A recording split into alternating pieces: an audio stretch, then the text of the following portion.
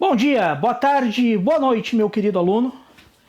E um bom dia, uma boa tarde para todos os amigos que estão acompanhando a trajetória deste humilde canal. Eu me chamo professor Antônio, sou professor de informática, trabalho com as áreas de programação, banco de dados, edição de vídeo e mais recentemente tenho me aventurado em conversar sobre hardware com os meus queridos alunos do Centro Sinodal de Ensino Médio de Sapiranga, a Escola Duque de Caxias, que esse ano completa 170 anos de uma história muito bonita. Hoje, pessoal, o assunto que eu tenho para falar com vocês é um assunto bem interessante e bem relevante para todo mundo que gosta de hardware. Porque, vamos lá, sejamos honestos uns com os outros aqui. Quem é que nunca ficou com raiva por faltar espaço no seu disco rígido, no seu HD? Pois é, meus amigos, hoje nós vamos conversar sobre discos rígidos, sobre os discos de armazenamento, unidades de armazenamento. Então, vem comigo. Bom, pessoal, então vamos lá, vamos ao que interessa. Vamos começar a falar então sobre os discos rígidos, sobre as unidades de armazenamento. Montei esse slide aqui para vocês, dei uma complementada nele com algumas informações adicionais que eu espero que ajude vocês aí a compreenderem melhor essa peça tão importante do nosso computador. Vamos lá então. Bem, pessoal, voltando aqui. Bom, as unidades de disco são utilizadas como unidades de armazenamento secundárias. Elas podem ser magnéticas ou ópticas. Então, o que são unidades magnéticas? Bom, nesse caso aqui nós temos dois exemplos. Nós temos os discos rígidos, tá? Os disquetes, que é algo que de repente vocês aí nem se recordam mais, tá? Nunca, talvez alguns de vocês nunca usaram disquete, tá? E as unidades ópticas, que são os DVDs e CDs, que também já caíram em desuso. A gente tem o Blu-ray hoje também, mas é muito difícil você ver uma máquina com gravador de Blu-ray, né? Vamos lá. Bom, elas também podem ser, pessoal, fixas ou removíveis. Então, exemplos de unidades fixas que nós temos: os SSDs, que nós vamos detalhar daqui a pouquinho, e também os HDs, são unidades fixas. Como unidades removíveis, a gente pode destacar, né, os disquetes que eu mencionei anteriormente, os disquetes, os pendrives e os discos digitais, né, os DVDs, CD e Blu-ray. Bom, a interface ela se refere à forma como os dados são transmitidos do disco para o sistema e do sistema para o disco. E os padrões são os seguintes: o padrão IDE, que é o padrão mais antigo, tá? Foi lançado por volta de 1986, isso na época foi uma grande inovação, porque os cabos já eram bem menores, tá? Do que os HDs primitivos da Idade das Trevas, da era da informática, tá? Então, como eu disse, eles surgiram por volta de 1986. Eles eram cabos que eram chamados de cabos de 40 vias, tá? Isso dava mais velocidade e reduzia os problemas de erro, deixava a comunicação mais rápida entre o HD e o sistema, tá? Como é que ele era instalado? Então, aqui, ó, você tinha uma ponta que ia conectada no mestre, no HD mestre. O que é considerado HD mestre, pessoal? Presta atenção nessa fala, que essa fala é importantíssima. HD mestre é o HD que está onde está instalado o teu sistema operacional.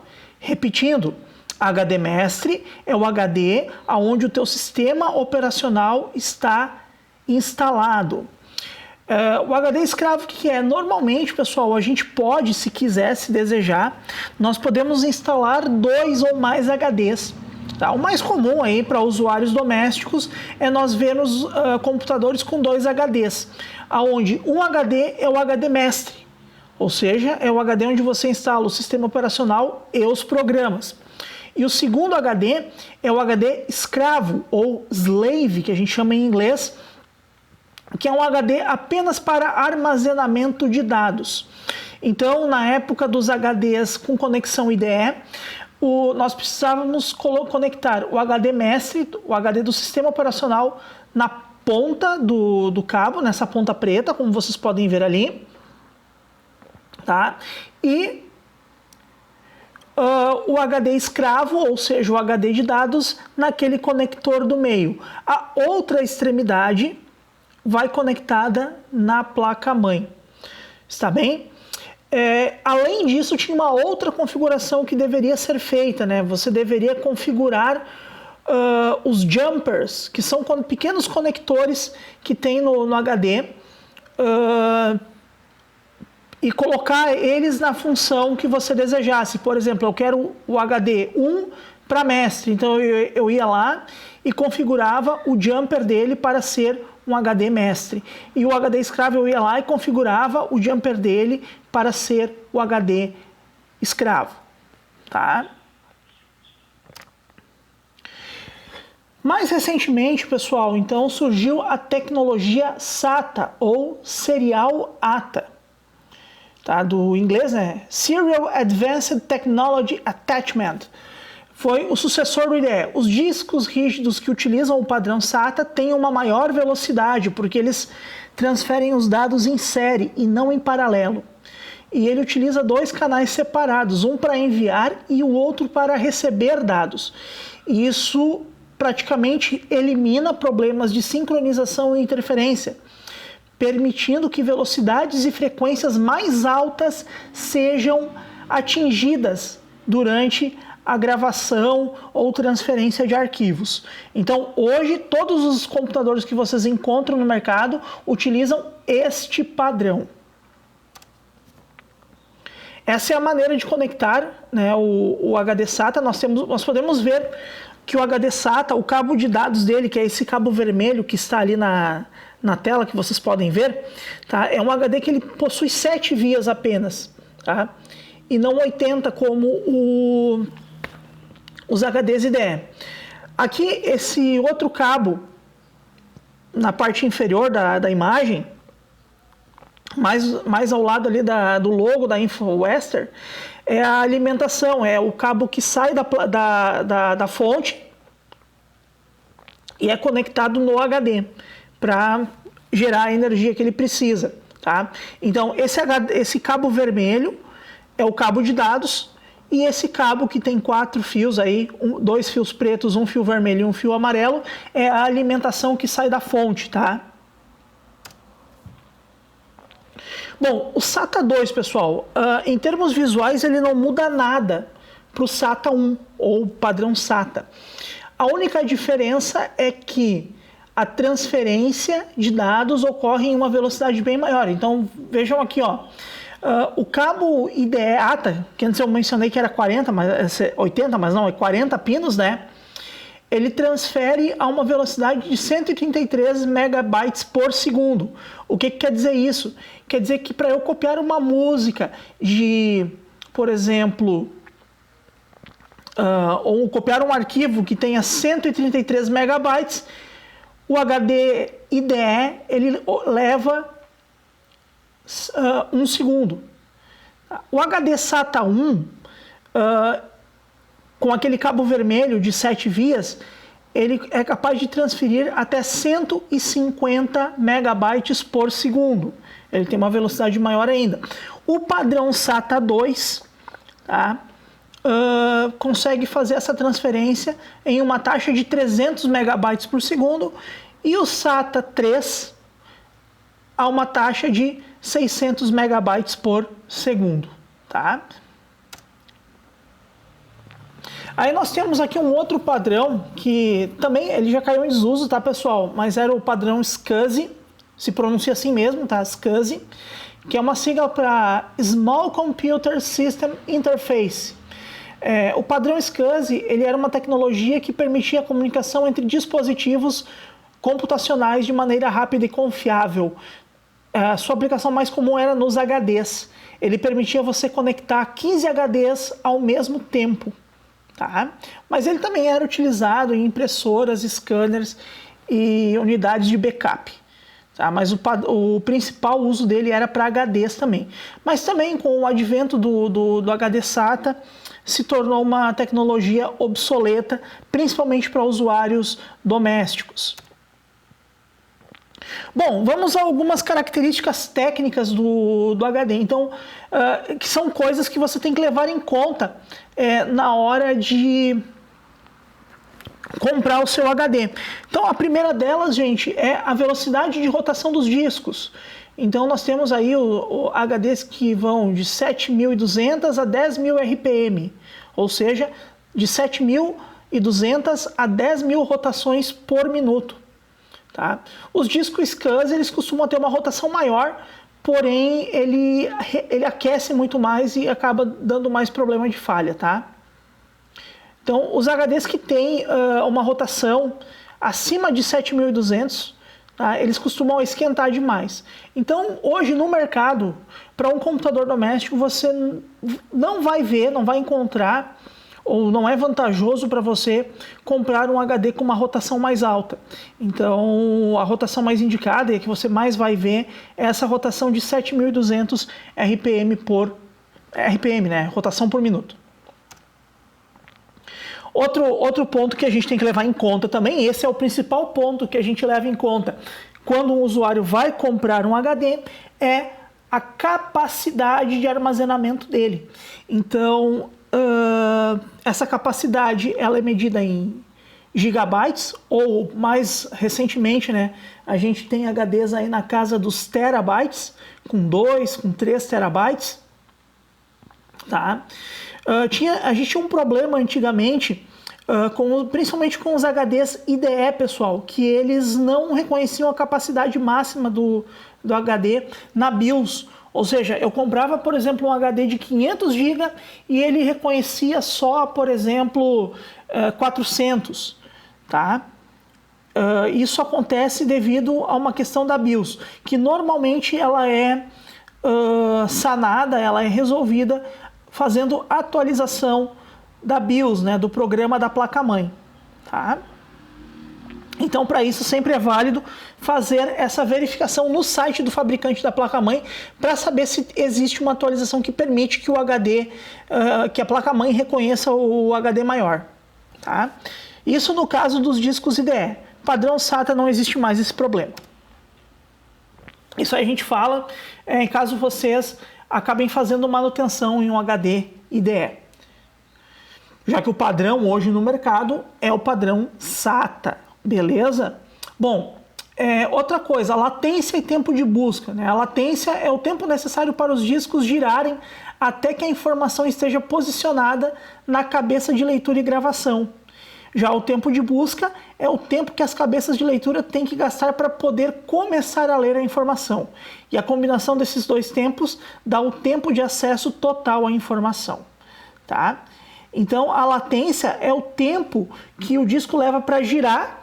Né? Imagina que aqui, ó, nessa mão aqui, tá? Nessa mão aqui, ó, é a agulha e aqui é o disco. Então, a latência é o tempo que o disco leva para posicionar a informação numa posição adequada para a leitura, para que a leitura seja feita pela agulha do disco rígido, tá? Isso a gente chama de latência, tá? E por uma questão lógica, quanto maior for a rotação do teu HD, tá? A latência é menor. Então, por exemplo, sempre, tá? Um HD que tem uma rotação de 6.000 RPM vai ter uma latência maior do que um HD com uma rotação de 7.200 RPM, que por sua vez vai ter a latência menor. Aqui o tempo de acesso. Bom, o tempo de acesso é o tempo que o disco rígido leva para recuperar uma informação armazenada. E esse dado, né, o tempo médio, esse tempo de acesso é definido com a média dos tempos de acesso existentes no disco. Tá? O buffer é uma pequena quantidade de memória RAM que é colocada dentro da placa lógica dos HDs modernos. E aí no buffer a gente armazena os dados que são solicitados com mais frequência pelo HD. Dessa forma, tá? Ao invés de ser feita uma leitura eletromecânica, né, ou eletromagnética do disco, é feita uma transferência eletrônica dos dados. Isso vai te dar um desempenho muito maior no teu HD. Então, quanto maior for o buffer de um HD, melhor vai ser o desempenho global dele. Tá, por analogia, a gente pode dizer que o buffer está para o HD, assim como o cache está para a memória RAM. Lembram do cache da memória RAM? Né, do processador? Tá, então, o buffer tem o mesmo efeito, só que nos HDs. Então, os valores típicos de buffer, tá? 512, 1 MB, 2 MB, 8 MB e 16 MB. Tá? Aqui também é outro ponto que tem que ser levado em conta, pessoal, quando se vai comprar um HD, que é a taxa de transferência, tá? E aí a gente pode classificar em duas, né? Na verdade tem três, mas essas aqui são as que eu considero fundamentais para vocês saberem. A primeira é a taxa de transferência interna. É a taxa que leva, né, o tempo que leva para se transferir dados de uma cabeça de leitura para o disco e vice-versa, tá? Então, a taxa de transferência interna é o tempo, tá, para troca de informação entre a cabeça de leitura e gravação e os discos. E a taxa de transferência externa é a taxa máxima que a interface oferece, que é os 133 megabytes por segundo no padrão PATA e os 300 megabytes por segundo no padrão SATA, ou seja, quanto tempo eu levo para copiar uma informação de um meio para o outro. Bom, só para revisar, né, mas só por descargo de consciência, o que o HD faz? Né? O HD, o hard disk ou o disco rígido, ele serve para armazenar arquivos, programas, jogos e todo o conteúdo que você deseja manter no computador. Tá? Ele é apenas mais um tipo de memória que tem no computador. Tá? A gente chama de memória secundária, tá? E uma memória permanente, porque os dados não são perdidos mesmo com o computador desligado. Outra pergunta que vocês podem estar se fazendo, mas qual o HD que eu compro? Bem, pessoal, não existe assim uma regra, tá? Tem que se levar em conta o seguinte: quanto maior for a quantidade de dados que tu precisa armazenar, ou melhor, quanto mais dados você precisa armazenar, maior tem que ser a capacidade do teu HD, certo? Só para vocês terem uma noção aqui, ó, vamos ver aqui a quantidade de dados que podem ser armazenados em alguns discos, ó. Então, por exemplo, se eu pegar um SSD de 128 GB, eu consigo armazenar 65 mil fotos em média, 10 mil vídeos e 40 mil músicas. Eles são mais rápidos e mais seguros do que os HDs, tá? Então, eles permitem armazenar programas também, tá? Arquivos e programas como programas de edição de imagem e vídeo. Se eu pegar um SSD com 256 GB de espaço, eu vou poder armazenar 130 mil fotos aproximadamente, tá? 20 mil vídeos, 80 mil músicas, tá? Então isso aqui é ideal para quem vai salvar bastante arquivo, mas não vai instalar muitos programas, tá? Outro exemplo, um notebook com HD de 500 GB, mais de 250 mil fotos que podem ser baixadas para esse HD, mais de 50 mil vídeos, mais de 170 mil músicas. Espaço suficiente para armazenar vídeos pesados e instalar programas que ocupem bastante memória, como alguns jogos mais elaborados, tá? Os notebooks hoje, eles costumam, assim, os mais top, eles costumam vir com um HD com aproximadamente 1 terabyte de espaço, onde você pode gravar 500 mil fotos, 100 mil vídeos, 340 mil músicas. É o mais comum, né, em termos de HD, suficiente para a maioria dos usuários que trabalham com programas pesados, que instalam muitos jogos e que guardam muitas fotos e muitos vídeos em alta resolução. Então, essa tabelinha aí, ela serve para te guiar em qual é o disco mais adequado para ti.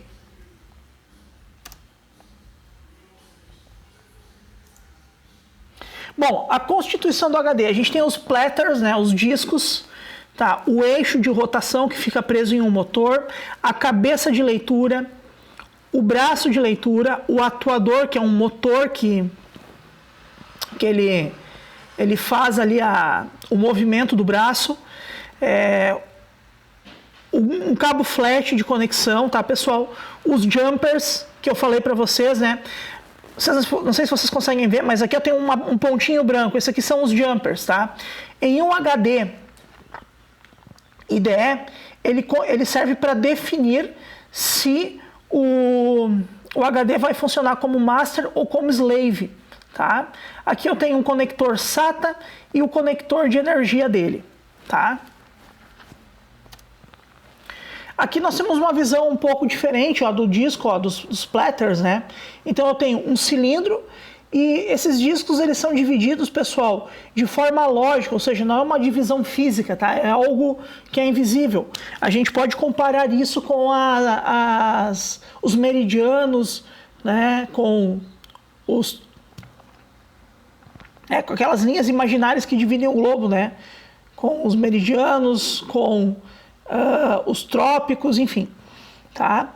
Então essas linhas elas não existem de fato. Você não vai abrir um HD e ver ali ele todo riscadinho, mas essas linhas elas são imaginárias e acabam dividindo os HDs, né, em trilhas e setores, tá?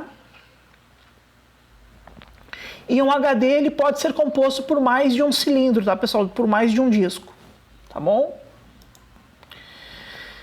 Bom, após a gente ver a divisão em trilhas e setores, ó, a gente consegue ter uma ideia de como os dados são armazenados em um HD. Então vejam aqui, por exemplo, ó, eu comecei armazenando aqui, ó, num cluster, a gente chama esse espacinho aqui, ó, pessoal, de cluster, tá? As minhas fotos da minha viagem de Veneza. Minha não, sei lá de quem é, tá? Pode ser, sei lá, de um deputado federal. Eu nunca fui para Veneza. Tá? Para falar a verdade, nunca saí do país, tá bom? Então aqui, ó. Então as fotos elas estão ocupando estes espaços aqui no teu HD, tá? Ou seja, a quantidade de fotos que ele tem aqui, ó, ocupa 1, 2, 3, 4, 5, 6, 7, 8, 9, 10 clusters. Aqui tem alguns arquivos de música também, sinfonia, eu imagino, que ocupam esses clusters aqui, certo? Então aqui a gente consegue ver como o HD ele armazena os dados. E aqui a gente chega a uma conclusão, pessoal. O HD ele não armazena os arquivos de forma única. Ele quebra esses arquivos em quantidades menores, em pacotes menores de dados e distribui esses dados nos clusters, tá bom? No slide tem aqui uma explicação, o slide vai estar para vocês, então depois vocês podem ler com calma, tá? A quantidade de clusters que um HD vai ter depende do sistema operacional, tá? E da capacidade do disco, tá? Bom, e os SSDs, né, pessoal? Hoje um padrão bastante difundido de armazenamento são os discos de estado sólido, ou SSDs, certo? São discos que têm uma capacidade alta, tá? Porém o custo dele é um pouco elevado ainda, pessoal, se comparar com os HDs, tá? Mas ele tem uma grande vantagem, tá? Uma grande vantagem, que é o que? A velocidade. O pior SSD que tu conseguir comprar vai ser pelo menos 3 vezes mais rápido que um HD de boa qualidade. Tá? Então eu estou falando do pior, já que assim o padrão mais comum é a gente ter discos SSD que são 10 vezes mais rápido que um HD. E o que faz com que o SSD seja tão rápido? Eles utilizam memórias do tipo NAND, de acesso aleatório, e possuem um menor tempo de acesso, já que ele não possui partes móveis, pessoal. Aqui eu tenho alguns exemplos de SSD para mostrar para vocês, ó. Tá vendo? Tudo isso aqui são modelos de SSD. Por fim, pessoal, as vantagens do SSD. Eles são silenciosos, porque eles não têm peças móveis, então eles não ficam se movimentando o tempo todo. São mais rápidos. E eles são mais resistentes a quedas, tá? E qualquer outro tipo de dano físico. Outra coisa, elas esquentam menos e consomem menos energia. Tá? Então dá para dizer assim, a grosso modo, que os SSDs são o próximo passo na evolução dos HDs. Só que ele tem uma desvantagem, pessoal, o preço. O preço acaba sendo bastante elevado ainda. Tá legal? Bom, pessoal, essa então foi a nossa aula sobre discos rígidos e unidades de armazenamento. Espero que vocês tenham gostado. Assistam o vídeo, né, mais de uma vez se for o caso. Leiam a apresentação de slides que eu vou deixar para vocês. Façam os exercícios e nos vemos em breve. Até a próxima. Obrigado pela audiência, pela paciência e até breve.